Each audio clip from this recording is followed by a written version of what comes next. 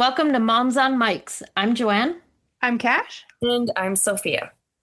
and this episode we are talking with Dana Goldstein, author of Shift, Flow, The Girl in the Gold Bikini, Spent, The Matter of a Memoir, The Camping Logbook, and Murder on My Mind. Welcome to the podcast, Dana. Thank you. And also my latest novel, which is called Katya Noskov's Last Shot, that came out recently. Oh, nice. Yeah. Awesome. Yeah. Oh, it's so exciting when new ones come out. Yeah, it is. I did just get the Shift. Yeah. Shift. Yep.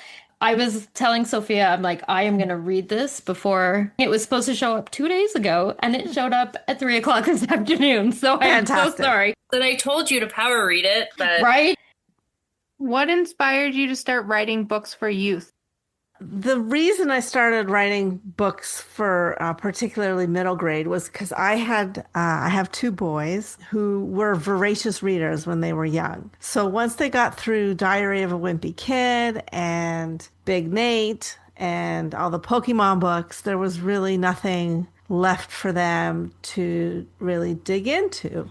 And I always said, oh, you know what? One day I'm going to write this series for those kids that are not quite ready for adult books or who don't like they were probably 8 or 9 at the time, and they were not interested in vampires falling in love or any of that kind of stuff. They didn't want that YA stuff. So I said, okay, I'm going to start writing the books for those kids. Kind of didn't get to it in time. Because they're now 19 and 20, and book 1 came out in 2023, and book 2 came out in 2024. So I was a little bit slow on the process, and they aged out before they would have been interested to read it, right? Pretty much, they're not really interested in reading anything I write because they're my children and they're uninterested in my life at all, as most kids are, right? Yep. they read the books? No, they have not. My oldest has read The Girl in the Gold Bikini only because he snuck it. So we were going on a road trip somewhere. Oh, we were going skiing, and he had taken a book to read on the way there, and he didn't like the book that he took, and he knew that I always had copies of my memoir. It was my first book, so I always had copies in the car because anytime this is part of my, I guess, trick or whatever you want to call it, my hack. So whenever I run into somebody who's like, oh, I've totally been meaning to buy your book. And I'm like, I got them in the car and I got a square, so we're good. Nice. I always have books in my car. And he knew that. And I wasn't with them. So it was my two sons and my husband going skiing. And he opened up the middle console and he took it out and he read it. And he was probably 12 at the time. And The Girl in the Gold Bikini is really about food and family. And there's a lot of not suitable for children content in there. So he read it, and then he read it in like a weekend, in that weekend. And then he told me that he read it because he's like the worst liar in the planet and he can't keep secrets at all. So he's like, Mom, I read the book. And I went, oh, do you have any questions about anything? And he said, no. He says, but I just want to make it clear that if when I'm in high school and I do really dumb things and I do some drugs, I don't want to hear it from you.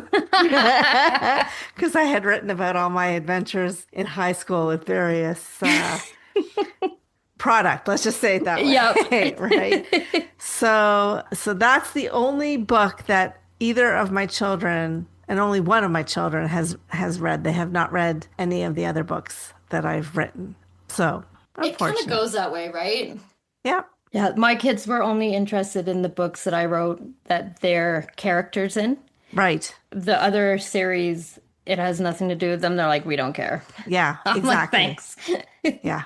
I'll have to look at your books though, because I have an 8-year-old that loves to read, but he reads so fast and just like skims right through them. And I'm like, I don't know what else to get you right now. Yes. So this is why I wrote these books. So they're what's called high middle grade. So, or upper middle grade. So they're heavy on language, and they both have glossaries at the back for some of the trickier words, but they both come at a story from a science perspective. So it really is elevated. Makes a great read along in class. I've had some teachers in grades 4 and 5 do it as a read aloud in class, but it gets them thinking about science in a more real way. And of course, in book one, there's a big science fair. What kid isn't familiar with the science fair, Right? right? A nightmare for parents. But yeah, so it is meant for those readers who are a little bit more advanced and who really want something more and who do breeze through typical middle grade books pretty quickly, right? Like the Gordon Corman and the Eric Walters. And yeah, so this is a little bit more advanced. Nice. That's cool. That's awesome. So just to confirm, the Girl in the Gold Bikini, that book is about you, right? Yes. Yeah. Yeah. Your child to know you on a different level. Yeah. So I have the 3 memoirs. So The Girl in the Gold Bikini was my very first book, came out in 2018. And it was an interesting journey because while I was writing it, like it was a healing book for me to get over I figured out later that my mother was horribly narcissistic and was not very kind to me, very emotionally abusive. So I wrote that book as a method of healing. And when I published it, I never stopped to think, crap, people are actually going to read this. Like they're going to get insight into some of the crappier parts of my life. And I never once felt nervous about sharing that. It felt more purpose driven that I surely am not the only one who has a mom like this. And of course, after I published it, I started getting emails from people who were like, this is my story. I'm glad you wrote it. Or, I don't feel like I'm the only person who has experienced these things. And that's the whole point for me for writing memoir is to show people that they're not the only ones out there going through some rough stuff. Yeah. Right. So Those have got to be the hardest to write, I think, right? they Like a can memoir. be. Because it's like what we feel is important to us in our journey may or may not be good reading, right? So it's picking out the good and the bad and the stuff, the interesting stuff. And I've always found that like the toughest area. Yeah, it's tricky, right? Because you don't, well, first of all, I'm fortunate to have a fantastic developmental editor Nice. who can tell me this does nothing for the story. This is just you being mean or complaining or hurtful. It does nothing to move the story along. So just dump it out. So I'm fortunate that way. That's good. Yeah, but you're right. Like you never know what's the good stuff to keep in and what is relevant and what's not. And you need to have the right people around you who are not afraid to tell you what's working absolutely. and what's not. Yeah, totally. So were you a big reader as a child? Huge. Okay. Huge reader. So this is a fun story. We lived 2 city blocks away from a public library. And I remember my mom taking me there when I was about 6 years old because, Cash, like your child, I was whipping through books like crazy. And my mom was a single working mom, not money. There was no money to buy books. So she took me to the library hoping that I'd be able to find some things to read and keep me occupied. And at the time, I think you could take the books out for 2 weeks. I don't think we were at 3 weeks. I think it was at 2 weeks at that time. And I remember thinking, I can take as many books as I want home. And no, it was actually just it was limited to 50. like I was going to ever carry that amount home.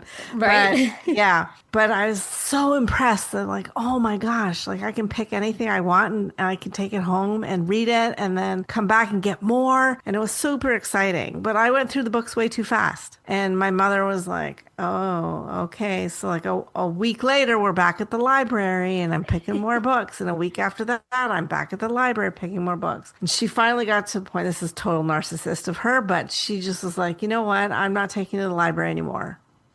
So I walked. 6 years old, I walked 2 city blocks by myself.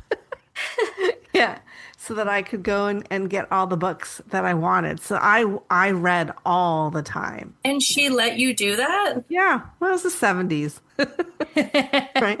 It was like hands-off parenting in the 70s and 80s, right? So, Yeah. and it was a super different world, right? Oh, Like, 100%. yeah, it was safe. We knew everybody on our street. Like, I wasn't going to get far without somebody else's mother going, "Where are you going?"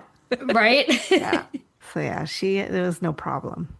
I had to cross a very busy intersection though. So I knew like how to wait for the signal and all that kind of stuff. So I was safe that way. So this reminds me of that movie, Matilda. Hmm.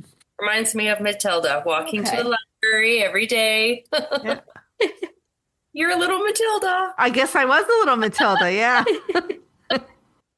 Crazy. So, were there any books that you loved when you were a child that still influence your writing today? That's a great question. I don't really think I have an answer for that.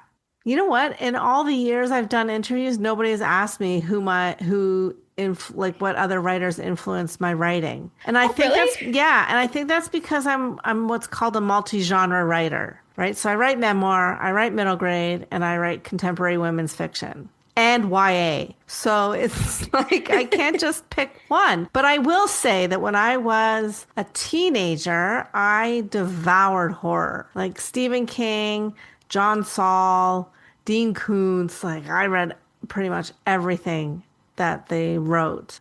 Did I know then that I was going to be a writer? No.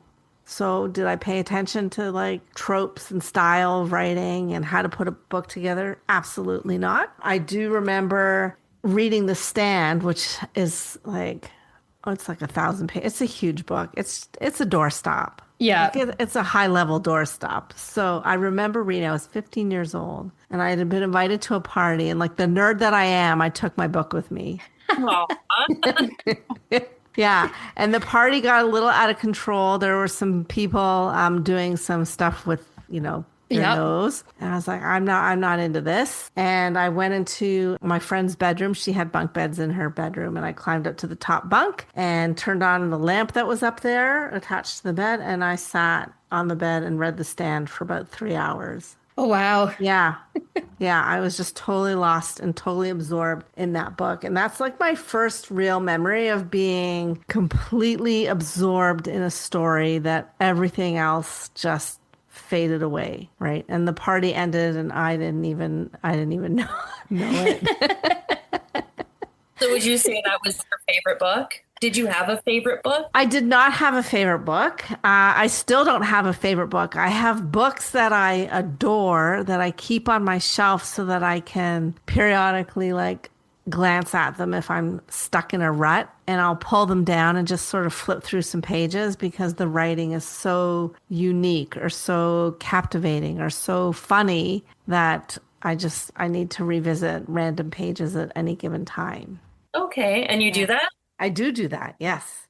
Still read then, right? You don't just write, you still read books? I read tons. I read about 100 books a year. Oh my goodness. Yeah. Amazing. Yeah. Yeah. See, the trick is you cancel your cable and then you take all the apps off your phone that will like distract your time, right? So like you remove Netflix and Crave and Amazon Prime and TikTok and Facebook, and if you take off all these distractions, what are you left with? You're left with books on your phone. I'm left with books on my phone, right? So I'm reading. If when I would take my kids to swimming lessons or whatever, or karate lessons, I would be reading. Yeah. Yeah. I tried to like bring my laptop and do some writing, but it's too distracting, which is weird because I'll sit in a packed coffee shop and I'll bang out words like it's not a problem. So it's not just the noise, it's the environment that has to be conducive to writing for me, but I can read anywhere, obviously. Oh, I need silence. I shouldn't say silence, but there can't be any TV. They can't be anything super. If there's music, then everything I read on the page is exactly what else is going on. It's Right. not actually what's on the page. So Yeah. I'm like, no, I need quiet. Yeah. But I was weird. I couldn't read anything if I was writing. It had to be separate. Oh, interesting. Yeah, as soon as Yeah. if I picked up a book to read, the writing was gone. It's like the story had left the building, and as soon as I put the book down, it would come back. It was the weirdest thing. So, Yeah, no, for me, they're total separate. Like one doesn't affect the other. I absolutely believe that the more I read, actually, this is true. The more I read, the better I get as a writer. yeah, Because I read things and like lines stick with me that are just so brilliant, and I bury them in my work as Easter eggs. Right. nice. Yeah. Right. So like there's a writer called S.A. Cosby. So I've known him for years. He writes, I guess they call it gritlit. So he wrote a book called, he's got a number of them, but the one I'm going to refer to is Razor Blade Tears. And I kind of pay homage to him in a couple of my books because one of the lines in Razor Blade Tears is, you give a man a clipboard and it changes who he is. And I was just like, wow, right? Like just Right? like that kind of line, like it was so true. Yeah. Right? So in my latest novel, I actually use it in there. And I think I've used it in one other novel as well, just as like a, hey, Sean, I was paying attention to what you're writing. Right? Yeah. Yeah. That's awesome. Yeah. Where do your ideas usually come from? Real life, imagination, or a mix of both? A mix of both comes from real life scenarios and the voices in my head. So frequently, what happens is the voice of the character comes to me before their story does. Oh my God. You're like the only other person that has ever said that. Sorry, continue. Really? Yep. Yeah. So I hear their voice very distinctly before I even know what I'm going to write about them. Right. So for Shift, it was, I don't remember the exact scenario where I started to think of the story like in real life anyways. But I was just sort of I think it was probably around that time in schools when the kids were getting their science projects done, and I started thinking like these poor kids, they go through torture, and these poor administrators who have to like see these same boring projects year after year after year, right? And I thought like what if like it actually went somewhere, right? If there was like some big competition and it was a bigger deal than it was, and the kids really had to put an effort into that. Because this happens in the adult science world, right? Where people get funded to do these science fair projects where they're doing all this research and then they win great prizes and they get their ideas funded and brought to real life. And I thought that should happen for little kids. And then I heard this 11-year-old boy not whisper in my ear, but he sort of said, that's exactly what I want, because science fair projects are stupid when they don't go anywhere. And I'm like, oh, who are you? That's so cool. Yeah. Yeah. So that's how Dax Masters came into my world. I was like, okay, fine. Let's deal with this. Let's examine this and let's see where we can go with a science fair project that actually goes somewhere. Yeah, that's Right? super cool. Yeah. That is awesome. Love knowing someone else does that. Sorry, continue. Do you want to talk about it? It's okay. I don't want to take over, so I'm like, I'm just keeping it inside. Let's talk about it. No? Okay. No, I will if you want. I just didn't want to. I do. Okay, so my characters would do the same thing. The crazy part was so the first novels that I wrote, the two main characters are my sons, and I gave them my son's name. They've got their personality and everything. But the characters of my sons would come into my head and like talk to me. Even when my actual real life sons were talking to me, they'd be like, I wouldn't say that. Like the characters would say it, and I'm like, God damn it. And my husband is like, okay, so it's either a writer thing or you're a schizophrenic. We're not sure which way this is. It's a writer thing. Right? And I'm Yeah, like, I'm sticking sure with that. Yeah, and until this day, I'm like, I'm sure all writers do it. But I used to host like writer groups and everything. And I was like, hey, do you guys talk to your characters? And they were like, no. And I'm all like, the time. I'm like, maybe I They're- am schizophrenic. That's impossible. No, they're liars. Well, Liars. Because here's how my can you not? Like if you're writing a novel, you are my obsessed with theory these is people. some of them were they were writing like nonfiction.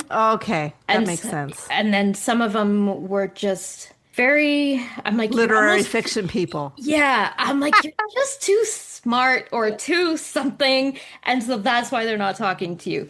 Well, they're so real. Like, They are real. Yeah. And yeah, so in my latest novel, which is about an assassin who's forced into retirement before she's ready and kind of fumbles through the rest of like figuring out how to live a normal life like the rest of us have to do.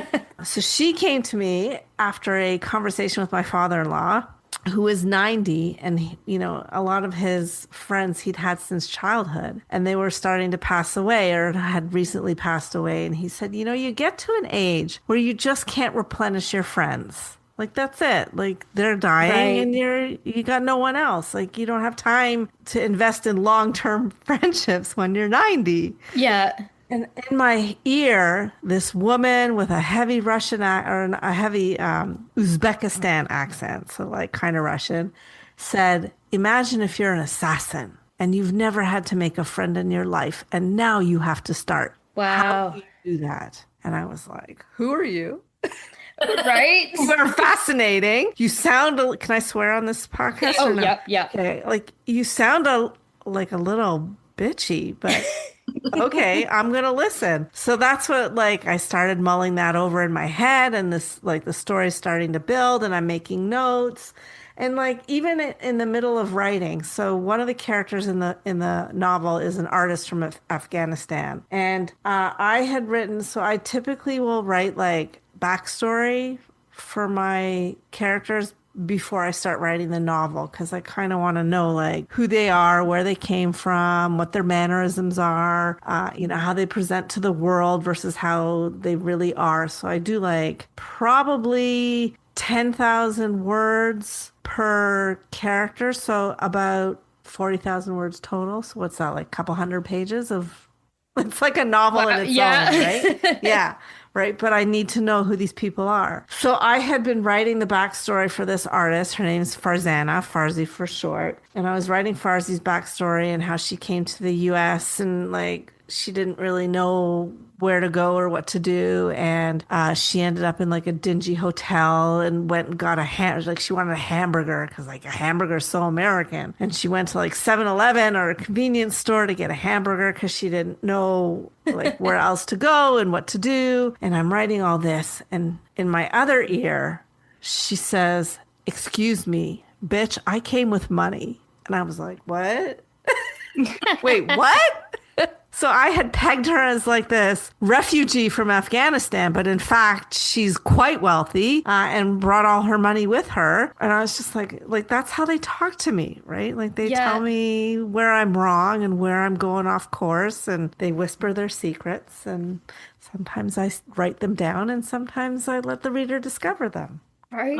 Oh, I'm just, yeah, I'm so happy that someone else does the same thing. Yeah. That's so cool. I love that. Yeah, I'm not ever in control.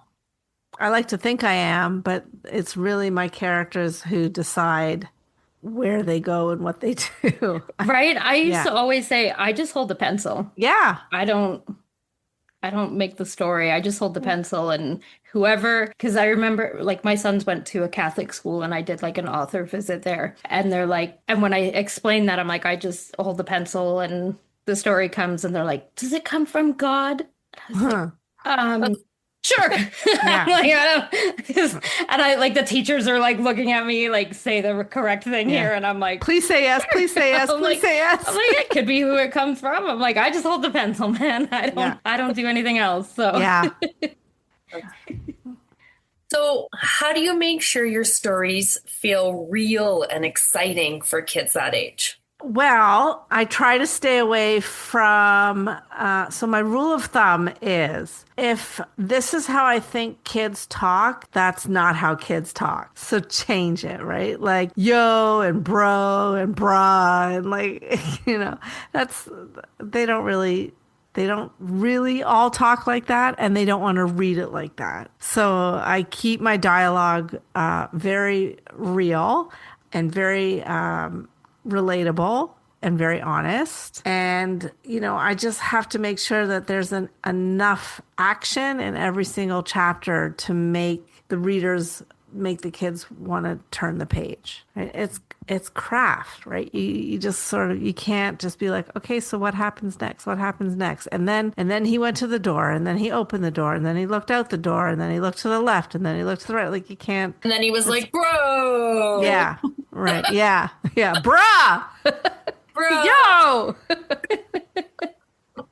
I get called bro on a daily, so it's a thing in our school right now. Yeah, but you just have to keep it so engaging. And like, as I'm writing, I'm hyper aware of that. Like, I'm hyper aware of who my audience is and how kids need a different kind of craft in writing than adults do, right? Because adults, we can fill in a lot of stuff with our own experience, and our own lives, but kids don't really have that. But at the same time, they don't want you to spoon feed them everything. So it's a really delicate balance between, saying what you want to say in the story and, not boring them to death with like, oh, I kind of knew that. I didn't need to read a page about, how the grass grows or whatever. Right. Yeah. Yeah, sometimes when books are like overly descriptive, it's like, oh, come on, we can figure it out. You said a door. It was heavy. We don't need to know the materials it was constructed with. Right? And kids don't want that either, right? They want action, and they want to see themselves in the characters they're reading about, but they also want a character that they can aspire to emulate.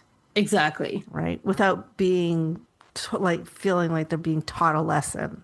Yeah. Yeah.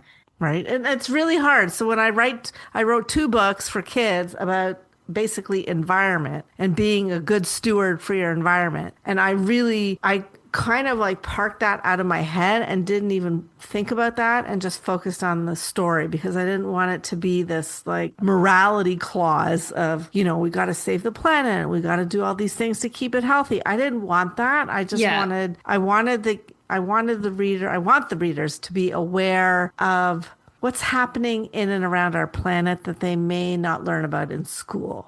Right. So. Yeah. Is it more geared towards the male reader or the female reader?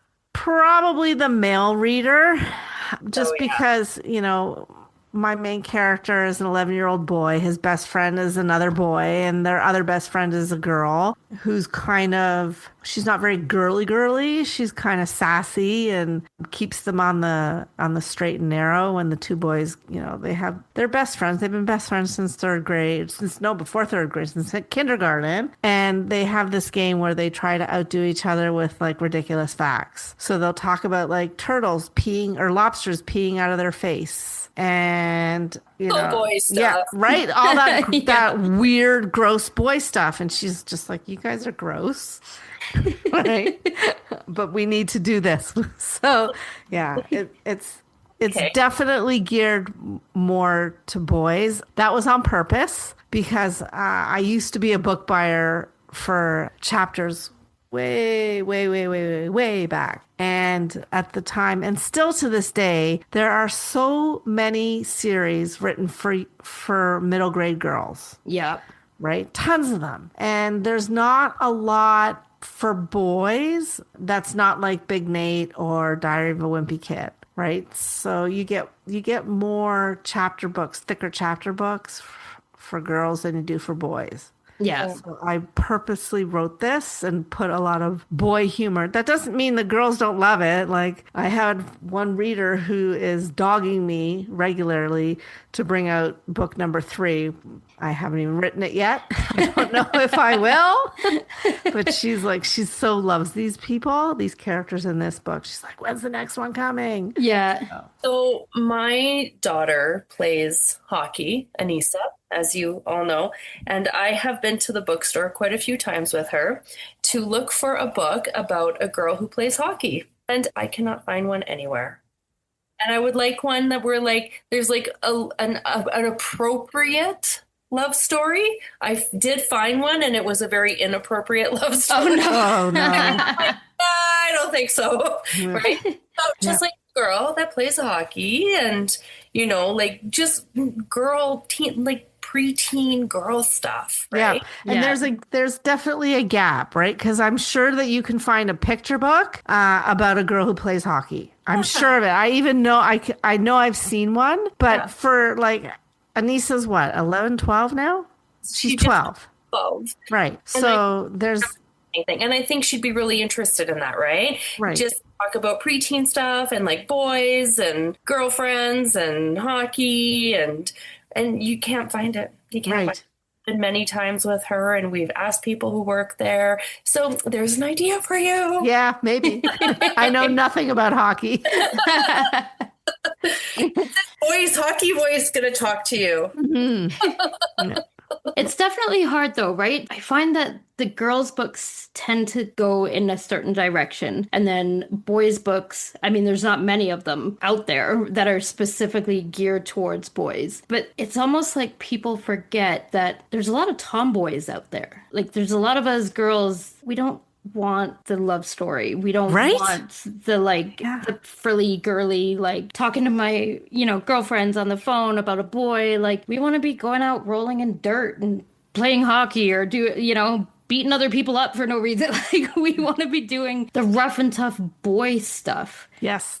without reading about just boys doing it. And there's stories that you get the one kind of tomboy girl, and they always turn her around into some like princessy like thing that everybody loves. And it's like, why? We don't need a She's All That movie in every novel, right? Like, let a girl just be a girl, like just like loves to read, loves to play hockey, loves to do whatever without turning her into this beautiful like thing that all boys are like, oh wow, you are pretty once you took your glasses off. Like, what? Yeah, no. And, Like, yeah, and then the ones that sort of start off with a really strong female character, and like she's got purpose and she's driven and she has goals, and it's like, oh, this is so good. And then it flips to like all she wants to do is pursue the cute boy. yeah.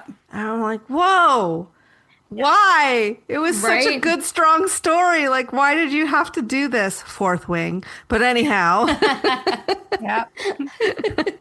I remember being a youth and not really being into books because everyone's like, here, read The Babysitter's Club. And I'm like, boo. No, there's no Right? blood, there's no guts, nobody dies ever. And they're like, read Judy Blume. I'm like, can I read V.C. Andrews? Because at least weird Yes. stuff happens. Right? Like, Yeah.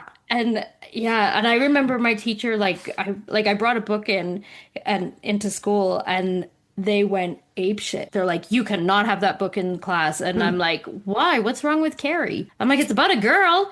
And they're like, absolutely not. And so I was like, well, like, what are we supposed to read if we don't want those love stories or those like girly ones? And then I mean, now there seems to be a little bit more coming out for boys, but there wasn't much back in our day, right? So it's like there's a disconnect or something between writers and some readers. It's hard to find the right thing for everybody. Yeah, and just so a couple of notes. So when my publisher for my kids' book, one of the editors in the early stages before the book was ready for publication, came back to me with a suggestion that I build some chemistry between Dax, the main character, and his best friend Kayla. And I was like, okay, ooh, they're 11. Right? Like, gross. And two, that's not the story it's not relevant to the story. Like, we Yeah. don't need to infuse young romance into every single book for young people that's out there, right? There's more to life than that. Okay, do you ever base your characters on real people or are they completely made up? My characters are more like a mix of all the people that I know, right? So, what's I'm joking. are you? No, no. No, okay. Maybe next time. If you see that you've been acknowledged, Sophia, in like the acknowledgement part, then you know. And I'm not going to tell you which one is you. I'm going to let you figure that out. my characters are like a collection of all the people that I know, right? So Hatcha in my women's fiction is very much a mix of all the Russian moms who I grew up around on my street because there was a lot of Russian immigrants at the time in the late 70s, early 80s. So I could speak Russian. Like I knew, like when I was yelled at, "Иди сюда," that was one of the moms saying, "Come here." Like I understood, right? Nice. So yeah, so Katya is sort of like a mix of all those women who were like, there was no BS. They were straight up. They said what was on their mind. They didn't have any like social niceties at all. Like, you know what? You go through a Moscow winter, you've earned the right to say whatever the heck you want to anyone you want. Right? Dax is based a little bit on my boys. Again, kind of a mix of the two of them because one is really analytical. Actually, maybe like so Dax is more like my oldest and Avery is probably more like my youngest. So really like goofy and free-spirited. Well, how they used to be before they became jaded adults. I know that's like me. I miss my little boys so much. You know, Yeah. they're different now, and I just miss them so much when they were little. And they'd run around and play, and they're so different now. Yeah. Fortunately, like my sons are still very close. They don't do things together really outside the house, but like certainly inside the house, they are operating as a unit most of the time, which is nice. Yeah, I'm in no hurry to have my kids leave the house because life is going to be shitty enough for them anyways. Like, Yeah. why do they need to rush that process? Like, live it up, earn some money, go to school, make stupid decisions. I always tell my kids, and they know this, that no matter where you are in life, you always have a safe place here at home. Yeah. Always. No matter what's going on, what bad decision or horrible breakup or, you know, being dismissed from a job, like you always land safely in this house. And they know that. And I'm they're- the exact same way. I know you're a mama bear like I me, encourage them not to leave. I'm like, just please never leave. right? Yeah, I'm not ready for it. No, Oh, not ready. Oh, no. it's tough. I like you know that you've done your job and hold on to them while you still can. Yep, exactly. Very true. Mine are still babies, so I still got them. Yeah, you're lucky. I feel it though. I feel it. Even though like grade 1 and grade 3 this year, it still sucks. So what would you say is the hardest part about writing for this age group? Getting the voice right, right? So it's especially when you write in many genres like I do, it's really easy to like slip into full adult language and adult voice. So I have to it's a really tough sometimes to juggle writing appropriately for the age group without writing beneath them. Right. So, and also because I'm writing, I wrote books about science. This is probably the hardest thing was as I was writing the book, I'd had to learn things. I was not good in science. I'm just going to throw it out there. Okay. I was terrible in science. All through elementary school and high school. Oh my God. No, It wasn't until I was an adult that I was like, oh, science is cool. And I can actually understand stuff now. And I don't have to memorize things. Like I can follow my curiosity, right? So the hardest thing was when I would be writing about a concept. I can't write a high level science for a kid who's 8 years old or 8 to 12. So I have to figure out how to make the science easy to follow and easy to understand. And in some cases, I would read 4 or 5 scientific articles, 2/3 of which I probably didn't understand, but I just kept digging and digging and reading until I understood what the science was.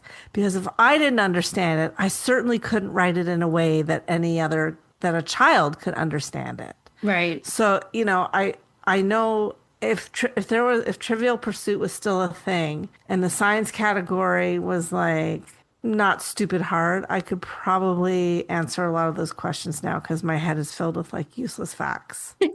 Right? But some of it's really cool, right? So Yeah. like, Elizabeth Gilbert in this book called Big Magic. It's one of my favorite books. Okay. Oh, see, we got a favorite book out of me. So she writes about the creative process, and one of the things she says is to follow the curiosity. Right? Because like, oh, hey, so she was really curious. She bought a house and it had a garden and she'd never really gardened. But she started planting things and the garden thrived and she had all these flowers. And she's like, I don't even know like where half these flowers come from. Like, are they native to this neighborhood or this part of the world? So she started to follow the curiosity of like, what are these flowers and how did they get here? And one of the flowers that was in her garden came from like ancient China or something. Like it was so wild. And she followed the curiosity. And because she just became so interested in her flowers, she developed an interest in moss. So she started learning about moss, which is like honestly the best thing in the world. I lived in Vancouver. I hated it. It grew on my roof. It overtook everything in my garden. But now I have more respect for moss because it's actually quite lovely and pretty interesting. So she followed all this curiosity about moss and started learning about moss and was talking to biologists. And she didn't even really know why she was doing this other than that she was interested in this. And all of this, like for years, she followed this curiosity. And in the end, she ended up writing this beautiful book called The Signature of All Things about a family from like, I don't know, 1700s or 1800s forward that really, like it's fiction, but it's a family that developed the science around moss. Huh. Right. And it's just like follow the curiosity, Yeah. right? So like every time I'm like looking up stuff for science, I'm 100% following my curiosity, which is great because if I think it's a really cool fact, then my young readers are going to think it's a really cool fact. Like the mantis shrimp. You know what the mantis shrimp is? No. It's the smallest shrimp in the ocean and the deadliest one. Oh. Yeah, because there's two species. One has an arm that's like a club and it comes down and smashes so fast it can smash anything, and the arm comes down so hard and so fast it raises the temperature by like 5 degrees in the water around it. Like that's how much friction it is. Wow. Like, and it's like this tiny little shrimp. And the other species, its claw, instead of a claw, it has it's almost like a velociraptor hook that does the same thing. Oh, And I'm like, if cool. I never followed the curiosity, I would never have known that, and I wouldn't have been able to put it in my book. Right? Right? Because kids love that kind of stuff, right? It makes them feel super smart when they Yeah. learn stuff. Yeah. It does. It makes me feel super smart that I know about it now. Yeah. Right? Yeah. It is pretty cool. Yeah. It's Right? absolutely wild. Yeah. Cool. So, what kinds of lessons do you hope readers take away from your books? For the kids' books, I just want kids to be interested in learning as much as they can about the world around them. Yeah, just like Right. what you gave me an example of, right? Right? Yeah. Like you don't have to live in a fancy, exotic place to watch the environment around you. Like notice things, ask questions. Don't be afraid to push back. Teachers hate it when I say this, but don't be afraid to push back. Like if something doesn't make sense to you, ask for the clarification. I tell children that you have every right to keep asking the questions until you understand. Yeah. Right? Until it makes sense for you. Right? Also, like I said, follow your nose of curiosity. Right. I give kids a little handout in class when I do a class presentation that's basically invites them to like walk around your neighborhood and see what you notice from the animal kingdom. Right. Like watch an anthill. Yeah. Right. See, like or put some seed in your backyard and watch the birds come and see what kind of birds come, or talk to the magpies. That's my favorite. My family hates it. They think I'm a Looney Tune because, what's that? That's what my mom does. She sits Yeah. outside and talks to the birds. Yeah, yeah. Well, the magpies are super smart. And I'm not gonna lie, I can't lie. Because one year, I decided that I was gonna feed the magpies. So like we threw out, instead of throwing our scraps in compost, we put stuff out in like a little ceramic dish for the birds. And it was like meats and fruits and seeds. It was just scraps of all kinds of things. And that summer, my car was the only one on the road that didn't have bird shit on it. I'm not lying. Yeah. Right. So they know, and magpie, like corvids, which are magpies, crows, blue jays, ravens, are the smartest birds out there. And they Yep. can recognize your face. But what I learned from this experiment was not only that I was like the magpie queen for a summer, but blue jays are bigger assholes than magpies.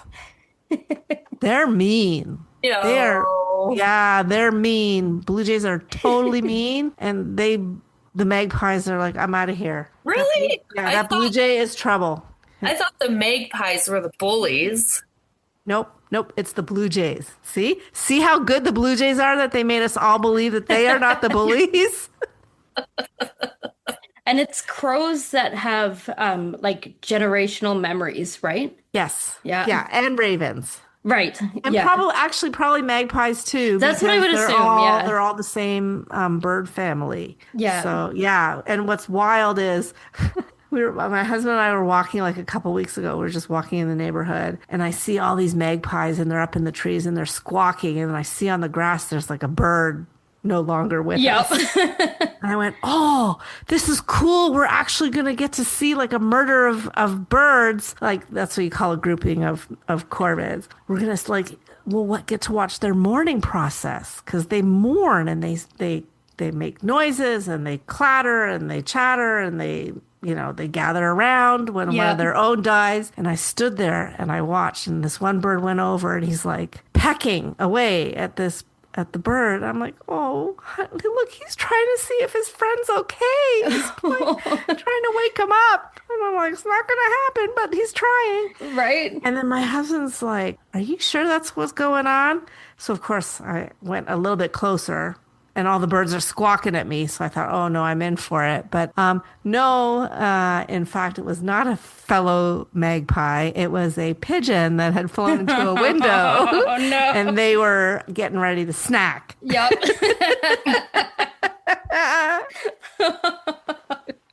Oh, that's awesome. Right? Yeah. See, science is cool. Yeah. Did you ever learn that whole like with magpies, that rhyme that like one for sorrow, two for joy, three. Oh my God. No. So my mom taught me this when I was little, and it goes up to 7, I think. And so it's this whole thing. So every time I see these birds, I say the rhyme, like, It and I goes through your can't. head. Yeah. Yeah, and I cannot, and it infuriates me because I'm like, if there's only one, I'm like, sorrow. I'm gonna be sad. Something bad's gonna happen. Come on, magpies, who the fuck are the rest of you? And I obsess over it, and it drives me crazy. Okay, we'll say it. Tell us what it is. 1 for sorrow, 2 for joy, 3 for a girl, 4 for a boy, 5 for silver, 6 for gold, 7 for a secret never to be told. Ooh, that's cool. That is cool. And I'm like I'll see them and there'll be like a certain number, and I'll like be like, oh, I'm gonna be happy because this is gonna happen or whatever. And usually it's usually pretty accurate. But I mean, I always pick stuff that I kind of know is gonna. I never leave anything like up to chance and be like, oh no, I saw only one. Someone will die. Like it's never anything like that. But I'm just like, when I see one, something will pop into my head that would make me sad. I'm like, no, damn it, now they know what's gonna happen. Like it's so silly. But yeah, I can't not every time I see them. Thankfully, it's only the black and white ones. Okay, well now you guys can have that torture in your brains. You're welcome. Right? I'm like, oh, One of my favorite movies when I was little, this is who I am, but was Alfred Hitchcock, The Birds.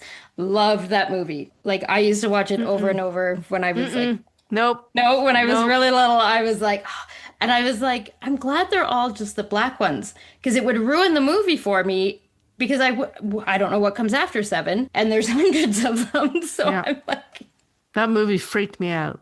Oh, I love it. That and American Werewolf in London were my favorite. Oh, I loved American Werewolf in London too, Yeah. but no, the birds creeped me out. Okay, so there was a surge in kids reading in like the early 2000s, thanks in part to like Harry Potter and the Hunger Games. Do you think the number of children who love reading is dropping now? Probably thanks to social media and such. Oh, I don't think I know Hmm. because last year a report came out that the literacy rates are dropping alarmingly.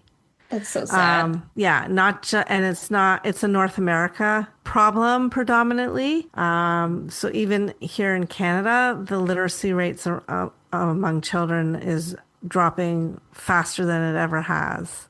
Kids are definitely not reading as much.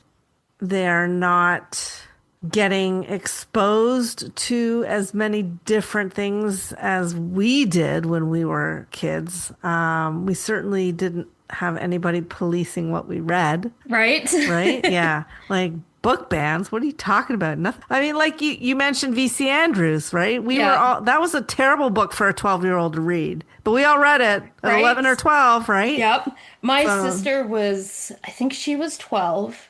She was either 11 or 12 when she introduced me to it. So I was like 2 years younger than her. When people ask, like, oh, what books did you learn to read on? I'm like, V.C. Andrews, yeah. Flowers in the Attic. And Flowers in they're the like, attic. what? Okay. I'm like, I was a bad reader. And then that book, that's what I remember like learning from and then falling in love with. Yeah. But so literacy rates are dropping among the younger children, but I think there's hope because there seems to be this trend that I see anyways of, once kids are 12 or older, they're starting to come back into reading because there's more interesting things for them to access, right? That's Like fair. Yeah. yeah, right. I mean, I do a lot of book signings in bookstores, so I watch. Like, I love people watching, and I watch with the kids, like especially the young readers, what they're picking up off the shelves, right? And right now, it's Jenny Han, which is The Summer I Turned Pretty, in that whole Right. series, Yeah. and it's Warrior Cats is another big one for the younger readers. But yeah, I think the kids are coming back. And the 13-year-olds, they're definitely reading Fourth Wing and Onyx Storm and whatever the other book is called. They're Yeah. because I hear them talking about it in a very hushed voices. Yeah, I always think it's so important for kids to see us read. I know that more so in the wintertime when my day home kids are just playing and they're like totally entertained. I'll pick up my book and sit and read. Yeah, They'll stop, they'll look at me, and then they'll go get books. And I'm like, you can keep playing. They're like, no, we want to read too. yeah, I'm like, okay. And I'm like, well, I can't read this book to you. And they're like, no, no, no, we're going to read our own. So they're told, I feel like if parents sat down and let their kids see them read and not just save it for when the kids are in bed, like let the kid play by themselves and read your book. You're teaching them yeah. to love reading and And that it's okay to read. And that's ideal, but I think the reality is parents are so stripped of extra time. Like, especially not that I want to like crap on dads, but moms' brains are very different, right? Yeah. Like we are always in planning and preparation mode. Yeah, you think I'm sitting there watching Netflix? I'm making the list of all the things that need to happen before we leave the house tomorrow, Yeah. right? Like that's how our brains work. And it's super hard now with like, the politics that's going on and the cost of living and all the stresses of daily life are overtaking our desire to read because people don't understand how much of an escape reading can be. Yeah. Plus, it's easier to just sit there and scroll your phone, right? Like let's Yeah. call it what it is, right? TikTok is entertaining and it's quick hits and you don't have to dedicate any time, really. Like if you're pulled away to do something big deal, it'll still be there when you come back, but reading needs to be thought of as a great distraction again Yeah. as it always has been for me, right? Like my my kids have never seen me not reading to them or on my own. I didn't read a whole lot when they were really little. I mean, having two under two is, as Sophia very well knows, is like insane, right? Like you're busy. Yeah. So I really didn't read a whole lot. I think maybe I read from the time they were born till maybe they were like 8. I maybe read 2 or 3 books total. Yeah. Not a year, total. But I always read books with them. Right. We always went to the library. We picked random books off the shelf. I let them go wild. Strict rules, although if you pick a book up off the shelf and you don't want it, you got to put it back. Don't leave it for someone else to clean up. Yep. And like we would go home with dozens of books, and this is what we would do every single day. We would like go through the books.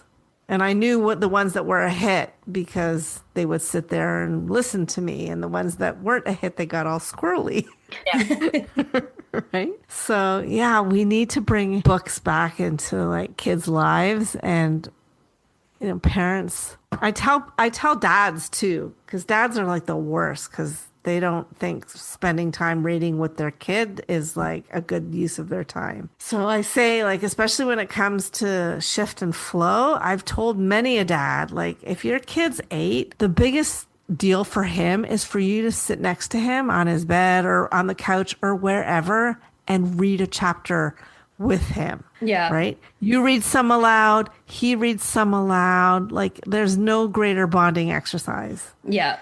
than that, right? And a lot of dads think that bonding with their kids is like, rah, rah, rah at the hockey rink. And Right. let's go throw a ball around. And like, yes, those are all good things, but reading together is so intimate, right? And, now my 20-year-old, his new thing is he'll come over, like he's going to sit down and talk to me, and he'll just take my book and he'll just flip the pages on me. Punk. Such a punk. Yeah. And then he walks away cackling like he's like won some great victory. Dude, I had a bookmark. Like, what? You loser. And books are so much more accessible now than they ever were because libraries have very significant collections. So you don't have to buy all the books. And audiobooks for a road trip, oh my God. Like, find the right book for the whole family to listen to. And it's incredible. Like, there's silence in the car, right? If it's the right story. Yeah. Everyone is completely enraptured in the story. So audiobooks, and then like ebooks. Yeah. Which you can read anywhere at any time on your phone. So I just can't do ebooks. I want that smell. yeah, I want get that that. satisfaction of flipping a page. Yeah. I do it all. I can do audiobooks, Yeah. but I just can't do ebooks. Yeah. I can only do audiobooks if I'm like gardening, pulling weeds. I don't garden. I make it sound like I garden. I have the best garden on the street because I do nothing with it. Or driving. Yeah. Otherwise, my brain is like, oh, and today I actually tried while I was cleaning our bathroom, and that actually worked out. So, but my brain tends to wander. So I do it when I'm walking the dog. Yeah. If I'm walking the dogs, then I can listen to audiobooks, and then like cleaning and stuff like that. But yeah. Otherwise, you're like, wait, what happened? And it's like you're halfway through the book and you don't remember. Yeah. So yeah, it's easy to access books. Yeah. Nowadays. Yeah, it's sad. Hopefully, I don't know. I think a lot of it comes down to what kids, like you said, what kids are exposed to and what they're influenced by. And if they never see a parent read, it's almost like that's just not what we do in our family, is kind of like what they pick up on, right? So I think it's super important for them to see parents reading. And and it's important for parents to support their children who want to read. Yeah. I can't tell you how many times I've been at a market selling my books, and a kid will come up, and I always put the book in their hand because the covers are catchy, right? So I see them looking at it. I'm like, do you want to read the back and see if this is something you'd be interested in? And they're like, yeah, I'd love to. And they read it. And at least once a market, a kid will say to their parent, I really want this book. And the parent's like, nah, you're not going to read it. And I always want to say, fuck you. Yeah. Right? Like, who are you to determine what your child is interested in. Like Right? your kid is saying, I'd like to read a book. I'm telling you, I probably would have so much more money in the bank if I didn't buy every single book that my kid said, this sounds really interesting. Oh, you want a book? I'm buying it for Yep. you. Right? Like, That was the one thing that they're like, yep, whatever, whenever, how many ever you want. I right? never had a Exactly. limit Yeah. on that. I mean, Yep. I also don't have a limit when That I and go Hot into Wheels at a chapters. buck 25 a car. Right? Yeah. If you can behave in the grocery store, you Yeah, get a you get Hot a Hot Wheels. Wheels. Yeah. So what advice would you give to a 12-year-old who dreams of becoming a writer? Oh, write for yourself. Just keep writing and let it be okay that if you start to write a story and you're like, I don't know what I'm writing about, it's okay to just stop it and start something new, right? Give yourself the ease and grace to practice because that's what you're doing, Yeah. right? And not every story will get to the finish line, and that's okay. That doesn't mean you're not a good writer. It means you're a writer who's learning. Yeah. Just keep writing and write for yourself. Never mind what, you're told to do for school or, what you think people might want to read. Write the stories that you want to read. Write the things that are interesting to you. Follow the curiosity. Yep. Yeah. Anissa loves to write. She writes stories, and you give her a pen and a piece of paper, and she'll just write for hours. Fantastic. Good job. That's awesome. Yeah, I love that about her. Yeah. So she's definitely going to do something. Elias, too. Elias loves to write, too. So, Nice. yeah, hopefully. Authors. Do you find it difficult to keep young boys engaged in reading? Oh yeah.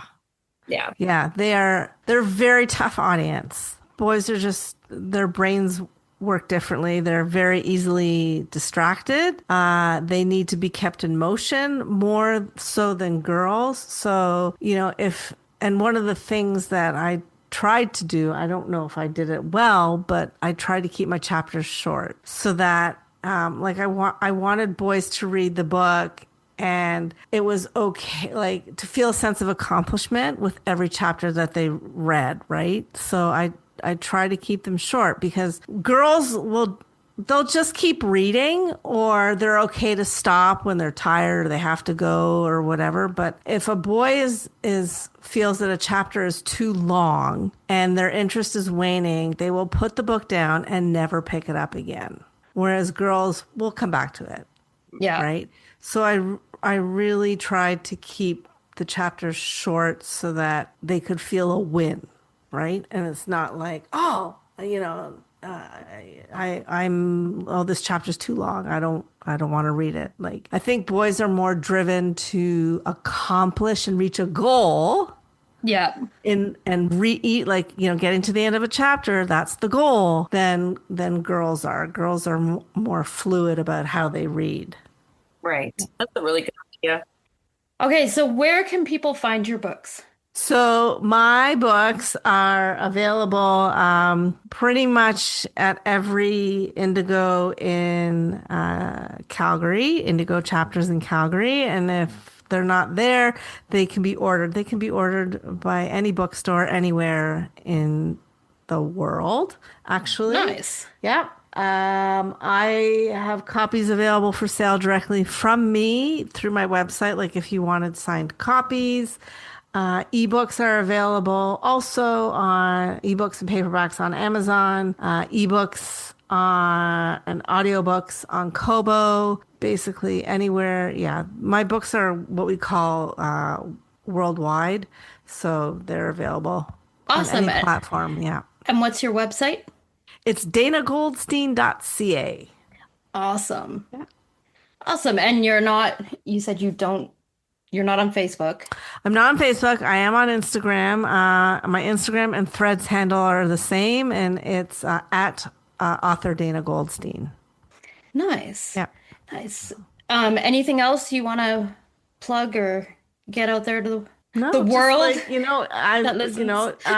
check out my books because they're all very different. Like I said, I got memoir, middle grade, and contemporary women's fiction, which was actually selected as a book club favorite from a couple of bookstores. So that was Nice. exciting. Yep. And it is a great book club read because the stories about later in life female friendship, and it generates a lot of conversation. I also have discussion questions on my website. Oh, and I do have, if there's teachers that are listening, I do have novel study guides that can accompany Shift and Flow, and those are on Teachers Pay Teachers. I've got two study guides, novel study guides that can be used for any book, actually. So, Awesome. Awesome. Okay, well, that's it for Moms on Mics this week. Don't forget to follow us on Instagram at Moms on Mics Podcast, on TikTok at Moms on Mics, and join our Facebook group, Moms on Mics. If anyone has any topics you want us to cover, or if you have any questions or suggestions, you can email us at momsonmics@gmail.com or submit through our website, momsonmics.com.